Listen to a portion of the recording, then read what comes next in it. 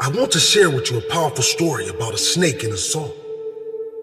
Before you question what a snake and a saw has to do with your life, it is about much more than a snake and a saw. It's about what happens to us when we react in anger.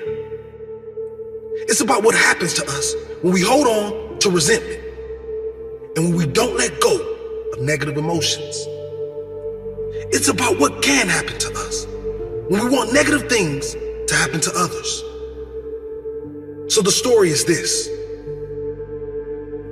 One night after closing time, a snake found its way inside a home improvement store. As the snake slithered around, it clipped itself on a handsaw that was lying on the ground. Thinking the saw was a threat, the snake instantly snapped around and bit the saw.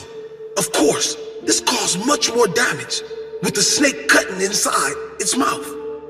Not understanding what was happening and thinking the saw was an enemy, the snake wrapped its long body around the saw, attempting to suffocate it. Of course, the snake didn't do any damage to the saw.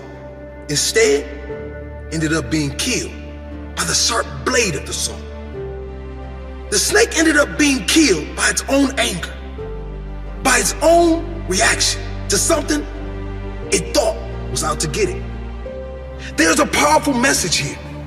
Often we react in anger when we think others have hurt us, or when we assume that others are out to get us. We react when we don't need to. We hold on to resentment, and sometimes we hope the other gets hurt, but in doing so, we only end up hurting ourselves. The negative energy we carry around when we hold on to these resentments and negative feelings only makes us suffer. Never the person we might want to suffer. When we react in anger rather than with compassion, no one wins. When we snap back, we can't win. It is always better to ignore negativity. It's always better to let go of negative feelings toward others and rather focus on creating the best life we can for ourselves.